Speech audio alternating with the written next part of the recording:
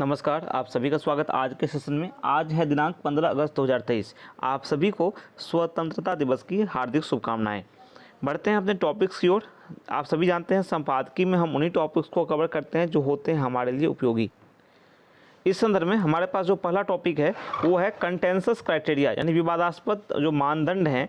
इसमें centre must revisit the PM USHA and take on board dissenting states. इसमें कहा गया है कि जो केंद्र को प्रधानमंत्री उच्चतर शिक्षा अभियान पीएम ऊषा पर फिर से पुनर्विचार करना चाहिए और असहमत राज्यों को साथ में लाना चाहिए। इसकी यहाँ पे चर्चा की गई है। By mandating states and union territories to implement the National Education Policy NEP 2020 and adopt consensus academic criteria in order to avail funds under the प्रधानमंत्री उच्चतर शिक्षा अभियान पीएम ऊषा। आप यहाँ देखें पीएम ऊषा का फुल फॉर्म है प्रधानमंत्री उच्चतर शिक्षा अभियान। The ministry of education appears to have made the central scheme exclusivist। यहाँ पर केंद्र के बीच जो चर्चा की गई है, ऐसा लगता है कि जो शिक्षा मंत्रालय है, मिनिस्ट्री ऑफ एजुकेशन जो है एमओई, उसने विभिन्न राज्यों और यूटीज को राष्ट्रीय शिक्षा नीति 2020 को लागू करने एवं प्रधानमंत्री उच्चतर शिक्षा अभियान यानी पीएम ऊषा के तहत धन हासिल करने के लिए विवादास्पद शैक्षणिक मानदंडों को अपनाने के हेतु बाध्य करके इस केंद्रीय योजना को एक्सक्लूसिविस्ट बना दिया है, एक तरह से विशिष्टवादी बना दिया है। ठीक है, विशिष्टतावादी हम कह सकते हैं, है ना, एक्सक्लूसिविस्ट। पीएम ऊषा के दिशा निर्देश जो हैं उसकी हम बात यहाँ पे कर रहे हैं। The guidelines for the scheme यानी पीएम ऊषा की, वो जो कि an important version of the उच्चतर शिक्षा अभियान रूसा 1 and 2। अब देखो ये जो है गाइडलाइन जो इस योजना के लिए है, जो कि एक तरह से इम्पोर्टेंट वर्जन है किसका, तो राष्ट्रीय उच्चतर शिक्षा अभियान का। वह यह सुनिश्चित करने के लिए कि जो एक्सेस जो है इक्विटी और एक्सीलेंस जो है स्टेट हायर एजुकेशन सिस्टम में, वो क्या हो, एक तरह से एंश्योर हो सके, सुनिश्चित हो सके। तो यहाँ पर यह है कि पीएम ऊषा के दिशा निर्देश जून में जारी किए गए। तो ये योजना जो है कमोबेश केंद्रीय वित्तीय पोषण के साथ जो राज्य की उच्च शिक्षा प्रणाली है उसकी जो बेहतर है ना सुलभता है, एक्सेस बढ़िया है, इक्विटी यानी कि समानता समता कह सकते हैं, और एक्सेलेंसी यानी कि उत्कृष्टता सुनिश्चित करने से संबंधित जो उच्चतर राष्ट्रीय अभियान है रूसा 1 और 2 की बात की है, का एक बदला हुआ संस्करण है, का एक तरह से इम्पोर्टेंट एक तरह से संस्करण है। ये जून में रिलीज किए गए थे। Only 22 states and union territories have joined the PM Usha. और जहाँ तक बात है राज्यों की सहभागिता की और यूटीज की, तो 22 राज्यों और केंद्र शासित प्रदेशों ने इसको ज्वाइन किया है, शामिल हुए हैं। Which requires a memorandum of understanding to be signed between the state and the department of higher education. और इसमें शामिल होने के लिए किसकी आवश्यकता होती है, एक एमओयू की आवश्यकता होती है, जिससे संबंधित राज्य और जो डिपार्टमेंट ऑफ हायर एजुकेशन है उसके बीच साइन किया जाता है। तो एक तरह से एक समझौता ज्ञापन पर हस्ताक्षर किए जाते हैं दोनों के बीच में। पश्चिम बंगाल, तमिलनाडु और केरल, ये उन 14 राज्यों और केंद्र शासित प्रदेशों में हैं जिन्होंने इस योजना में शामिल होने से एक तरह से इनकार कर दिया है, रेफ्यूज कर दिया है। Which have refuse to get on board, ये शामिल इस योजना में नहीं हुए हैं। नेक्स्ट बात करते हैं apart from embracing the NEP 2020। अभी यहाँ पर नेशनल एजुकेशन पॉलिसी यानी राष्ट्रीय शिक्षा नीति की बात की गई है। राष्ट्रीय शिक्षा नीति 2020 को अपनाने के अलावा अगर बात की जाए तो ये जो समझौता ज्ञापन है, मेमोरेंडम ऑफ अंडरस्टैंडिंग जो है, इंक्लूड्स, इसमें क्या क्या शामिल है, देखो इसमें शामिल है inter alia commitment from states on adopting guidelines for the national credit framework and choice based credit system for 4 year undergraduate programme.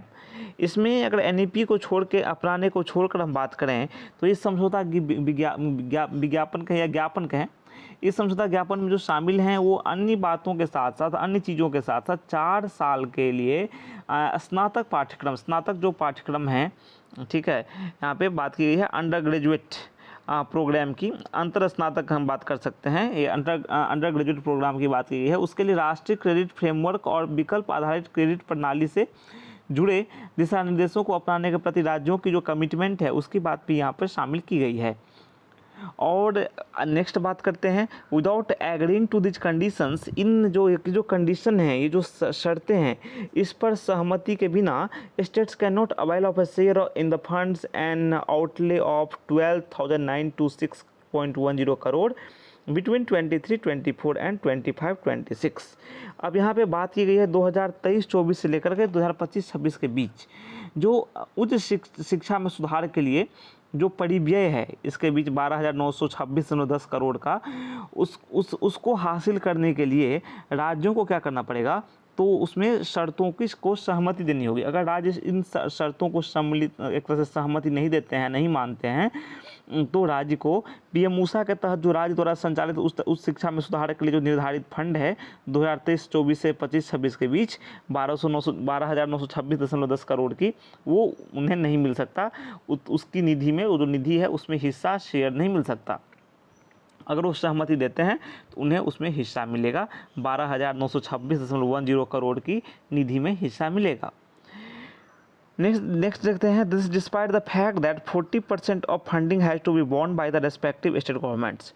और ये परिस्थिति जो है, ये इस स्थिति में ये है, कंडीशन जो है कि 40% जो धनराशि है, 40% धनराशि है, इसका वहन जो है ना, वो राज्य सरकार द्वारा ही किया जाता है।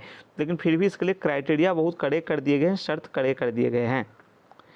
नेक्स्ट बात किया जाए, over the past several years, अगर विगत हम कई वर्षों की बात करें, a few states have strongly opposed NEP 2020। कई राज्यों ने बिल्कुल मुखरता के साथ राष्ट्रीय शिक्षा नीति 2020 का विरोध किया है, both at the draft and implementation stage, यानी कि ड्राफ्ट जो है मसौदा के टाइम में भी और इसके क्रियान्वयन के समय में भी राज्यों की तरफ से विरोध दर्ज किए गए हैं। ये भी एक तथ्य है, ठीक है, दोनों चरणों में विरोध दर्ज किए गए हैं। तमिलनाडु जैसे राज्य जो हैं, वो जैसे कि बात करें यहाँ पे, some state such as Tamil Nadu have initiated measures to draft their own state education policy.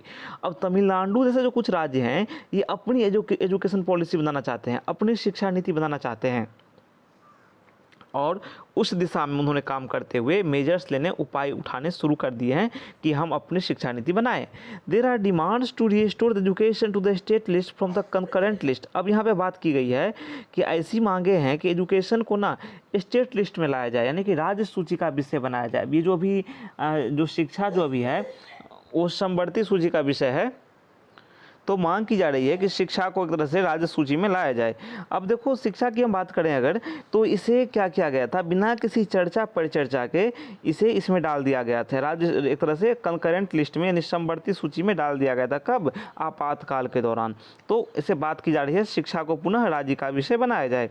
Against this backdrop, इस पृष्ठभूमि के अगर किस हिसाब से देखें, it would appear that conditions for the PM USHA have been tailored to impose NEP 2020 through the backdoor. अब यहाँ पे इस पृष्ठभूमि को देखते हुए जैसा कभी चल रहा है, तो इसमें ये है कि ऐसा जान पड़ता है, ऐसा लगता है कि पीएम ऊषा की जो शर्तें हैं, जो कंडीशंस हैं, वो NEP 2020 यानी राष्ट्रीय शिक्षा नीति 2020 को पिछले दरवाजे से लागू करने के उद्देश्य से बनाई गई हैं। और इस योजना के लिए बात करें अगर, जो योजना है, इस योजना के लिए through the background, the scheme में also requires adoption of the multiple entry and exit options in degree programs and national higher education qualifications framework guidelines. तो यहाँ पर देखते हैं, इस योजना के लिए डिग्री स्तर के जो पाठ्यक्रम हैं और जो राष्ट्रीय उच्च शिक्षा योग्यता फ्रेमवर्क दिशा निर्देश हैं, उनमें एक से ज़्यादा बार एक तरह से प्रवेश करने, एंट्री करने और बाहर निकलने, एग्जिट करने संबंधी विकल्पों को एक तरह से एडॉप्ट करना भी रिक्वायरमेंट है, आवश्यकता है। और ये भी ऐसा तब है, this when academic stakeholders and administration have expressed serious concerns about the multiple entry and exit options possibly triggering more dropouts from higher education system. अब यहाँ पे अधिकतर संभावना बन रही है, ज़्यादा संभावना बन रही है कि हायर एजुकेशन सिस्टम से ड्रॉप आउट ज़्यादा होंगे, इसकी संभावना यहाँ पर बन रही है। तो ऐसा तब है जब विभिन्न शैक्षणिक जो हितधारक हैं, स्टेक होल्डर्स हैं और जो प्रशासक हैं, उन्होंने एक बार से एक ज़्यादा बार प्रवेश करने और बाहर निकलने संबंधी विकल्पों को देखकर चिंता व्यक्त की है। क्योंकि ऐसा लग रहा है कि इस प्रावधान के वजह से उच्च शिक्षा प्रणाली में अधिकतर ड्रॉप आउट देखने को मिलेंगे। ड्रॉप आउट जानते हो ना, बीच में पढ़ाई छोड़ना। तो ऐसा लगता है कि इससे ड्रॉप आउट की घटना में इजाफा होगा, वृद्धि होगी और ज़्यादा विद्यार्थी जो है पढ़ाई छोड़ेंगे। इसको लेकर भी चिंता व्यक्त की गई है। साथ ही the emphasis on a 4-year undergraduate program has also evoked concerns as to whether socially and economically backward students could afford the money and the time to pursue an extra in college to acquire a degree। अब यहाँ बात की गई है 4 साल का जो under graduate programme को लाया गया है NEP 2020 में, उससे एक और चिंता यहाँ पे पैदा हो गई है कि क्या सामाजिक और आर्थिक रूप से जो पिछड़े विद्यार्थी हैं, सोशली और इकोनॉमिकली जो बैकवर्ड स्टूडेंट्स हैं, वो क्या रुपये को अफोर्ड कर सकते हैं? 4 साल जो उन्हें पेमेंट करना पड़ेगा और 4 साल लगेगा, लंबा समय लगेगा, तो क्या उतना समय वो दे पाएंगे? उन्हें भी तो पैसे कमाने होते हैं, अपने घर की देखभाल करनी होती है, साथ ही उतना धन उनके पास कहाँ से आएगा कि वो 4 साल तक मैनेज करें? वैसे ही 3 साल वो लोग किसी तरह मैनेज करते हैं। तो 4 साल बढ़ाया जाना तो सामाजिक और आर्थिक रूप से पिछड़े विद्यार्थियों के लिए उचित नहीं लगता है कि वो एक एक्स्ट्रा ईयर, एक एक्स्ट्रा साल कॉलेज में दें ताकि उन्हें डिग्री मिल सके। तो उनके हिसाब से ये उचित नहीं लग रहा है, ऐसा कहा जा रहा है। बिसाइड्स इसके अतिरिक्त हम देखें, even state supporting the NEP 2020, अगर मान लो एक राज्य NEP 2020 को सपोर्ट करता है, राष्ट्रीय शिक्षा नीति 2020 को सपोर्ट करता है, Meghalaya has called for a revisit of the funding criteria and an increase in the number of beneficiary units since its state university is in the initial stage of being operational। अभी मेघालय ने क्या प्रस्ताव दिया है, आह्वान किया है कि जो फंडिंग क्राइटेरिया है इसका पुनरीक्षण किया जाए। जो निधि देने वाला जो क्राइटेरिया है ना, फंडिंग मतलब वित्त पोषण, जो पैसे आएंगे, धन वाला जो क्राइटेरिया है, धन प्रदान करने वाला, उसको दोबारा चेक किया जाए, दोबारा देखा जाए और थोड़ा एक तरह से जो बेनिफिशियरी यूनिट्स है, लाभार्थी इकाई जो है, उसकी संख्या में बढ़ोतरी करने का रिक्वेस्ट किया है, आह्वान किया है। क्योंकि मेघालय में क्या है, जो राज्य द्वारा संचालित विश्वविद्यालय हैं उनमें जो फंक्शन है, एक तरह से उनमें कामकाज जो है अभी शुरुआती चरण में है, बिल्कुल स्टार्टिंग चरण में है, ठीक है, वो लोग स्टार्टिंग चरण में भी हैं। ऑपरेशनल जो है, ऑपरेशन जो है, तो जो संचालन है वो शुरुआती चरण में है। तो इसलिए मेघालय ने कुछ मांगे की हैं। अंडर दिस सर्कमस्टांसेज, इन परिस्थितियों के तहत देखा जाए तो it would be prudent for the ministry of education to negotiate better terms with the dissenting states respecting the essence of cooperative federalism.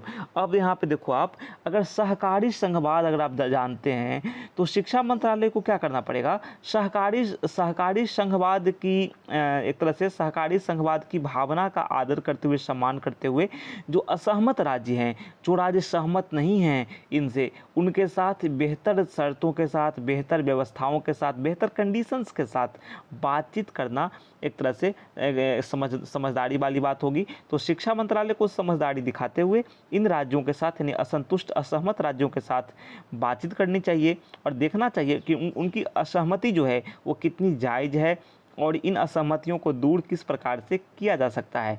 ये नहीं कि बस कुछ राज्य बहुमत में हमारे साथ हैं तो हम इसे इम्प्लीमेंट कर देंगे। तो यही कुछ बातें जो इसमें निहित थी आपके लिए प्रस्तुत किया गया, जो संपादकीय था वर्ड बाय वर्ड हमने प्रस्तुत करने का यहाँ प्रयास किया है। फिर मिलते हैं नेक्स्ट सेशन में, तब तक के लिए नमस्कार, थैंक यू।